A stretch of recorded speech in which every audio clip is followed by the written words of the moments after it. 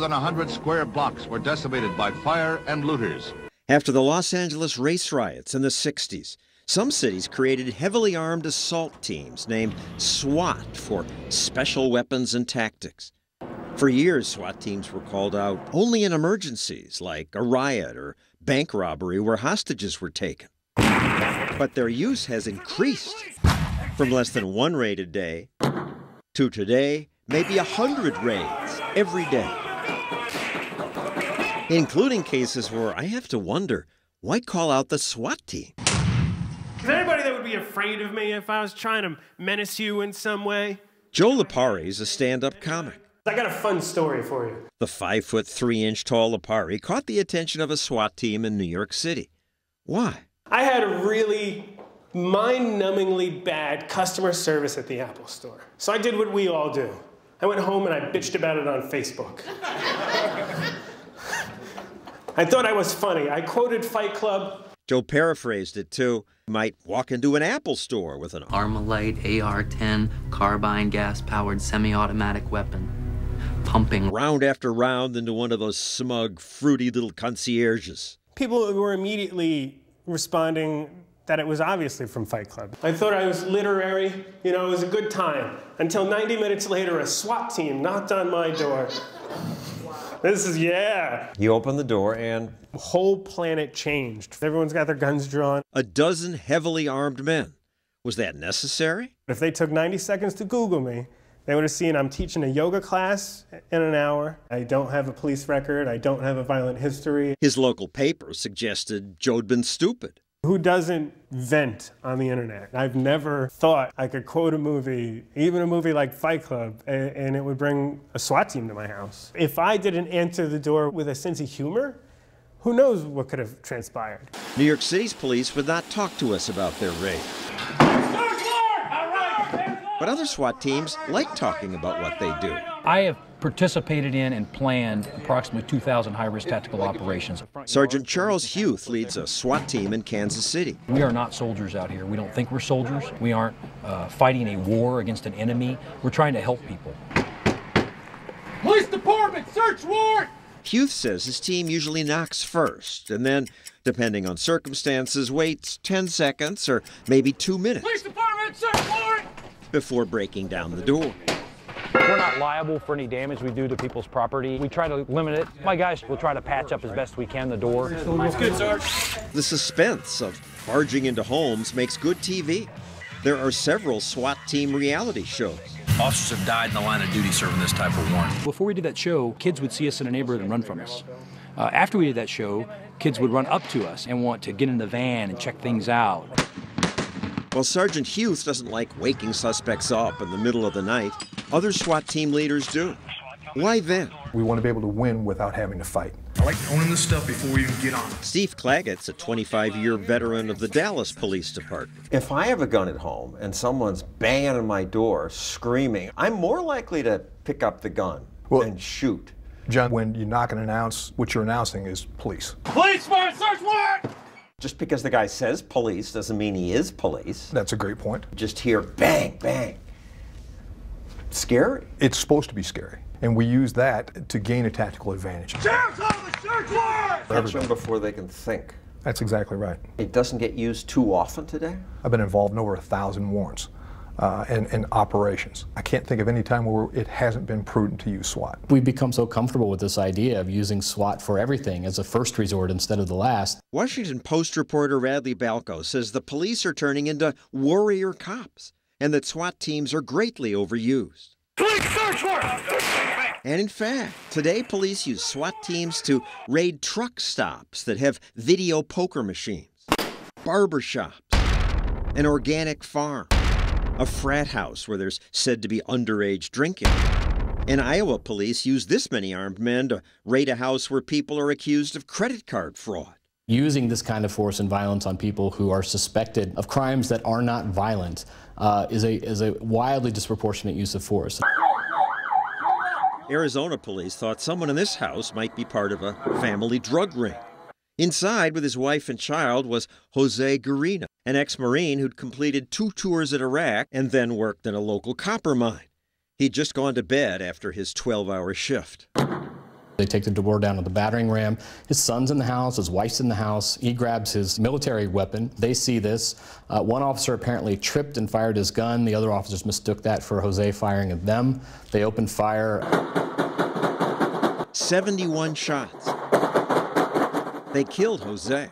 His gun was still on safety. Inside the house, officers found no drugs or illegal weapons. I cannot fault an officer for shooting at a person who raises a gun at them. SWAT team veteran Steve Imes now teaches SWAT tactics. Often he suggests try a ruse instead of a raid. We would dress up in UPS and FedEx uniforms, take your truck, knock on the door, package at the door, come sign. Columbia Police search warrant! Columbia Police search warrant! When you burst into people's homes, nasty things do happen. This SWAT team believes there's a large supply of marijuana here. You shoot my dog! You shot my dog!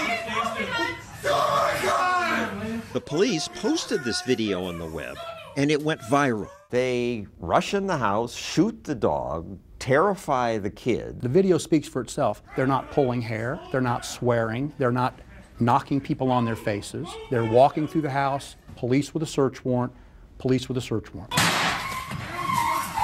If a pit bull is attempting to bite a police officer, I think they have legal authority to stop the dog from biting them. I know they shot the pit bull because the pit bull was reportedly a threat. A federal magistrate found the officers did nothing wrong in that case. Nothing wrong, even though they didn't find that large supply of marijuana, just a tiny amount. When you're using SWAT teams to serve warrants on people suspected of drug crimes, you are creating violence and confrontation where there was none before. Police work is dangerous. They don't know what they're going to face at the other side of a door. They're just protecting themselves and making sure it's over quickly. If you're breaking into somebody's house in the middle of the night, their first instinct is going to be that another drug dealer is, trying to rob them or rip them off. So police want protective equipment. SWAT teams often get that and more from the Pentagon. In the early days, it involved really odd stuff. Helicopters, airplanes, big ticket items that an agency probably could never afford, but in many circles couldn't use. Today, it's M16s and grenade launchers and tanks and armored personnel carriers. This is stuff that was designed for use on a battlefield. Some armored equipment is necessary, says Imes. His team once had to borrow a garbage truck to get close to a gunman to try to rescue people who'd wounded. We needed an armored car that day, and we didn't have one. Now, the Pentagon gives away mine-resistant armored vehicles called MRAPs. The MRAP's a terrible armored car. But they use it. Because it's free. In your town, the sheriff's office got an MRAP. They need that? Any armor that you can procure, especially free, is a good thing. I'm a huge fan of having it and not needing it versus needing it and not having it. Local police also get cash grants from the Department of Homeland Security, which they use to buy armored trucks like this Bearcat. The Bearcat's the preferred vehicle, beyond question. But you have to pay for that. $270 grand, and the MRAPs just come and drive it off the lot. All of this equipment has a purpose. Police fire search warrant! Police search warrant! The purpose is to protect the officers and make it clear to the bad guy that he faces overwhelming force, that fighting back would be futile. Police search warrant! Police search warrant! Get on the ground! Show me your hand! We just served a no-knock search warrant. In houses like this where we know people are armed, we know their criminal history, robbery, rape, etc., we're not going to knock on the door. When we hit the door, one of the main subjects stood up with a Glock handgun. So they tossed a flashbang grenade to distract him. When it went off, he fell to the floor, dropping the gun. Before we could reach over to the gun, my guys were on top of him. We are not going after little Johnny selling a quarter sack of weed out of his grandma's house. But sometimes SWAT teams raid homes of people who didn't even do that. They raided the home of Bob and Addie Hart, former CIA employees.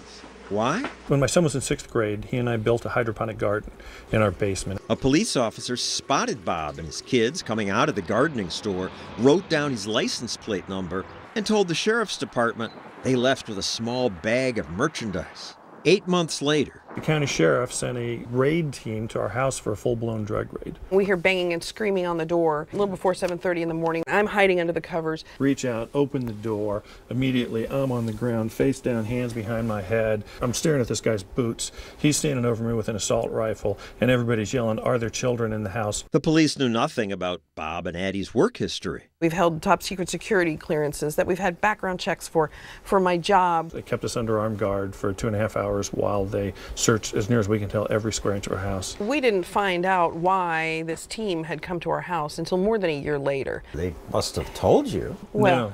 All they were told was, there are narcotics in this home and we are going to find them. But they didn't. The officers even gave the Hearts a receipt. No items taken. So why the SWAT team? One of the guys told us that marijuana seeds and stems had been pulled out of our trash. Neither Bob nor I have ever used pot. So then our minds really go crazy. The trash people are involved. The neighbor kid must be, walking through and throwing their stuff in our trash. But it turned out that what the police found in their trash was not marijuana. It was tea. I drink high-quality loose tea. I brew it in big batches, and then when I'm done with it, I throw it into the trash. Police found the tea leaves and did a field test on them. They had a positive reading for marijuana, and that was enough to then raid our home. It wasn't until after the raid that police sent the tea leaves to a lab. The lab came back and said, doesn't look like pot. It doesn't test positive for pot. Leaves and stems, you're guilty of... I don't know that we're guilty of anything but drinking tea.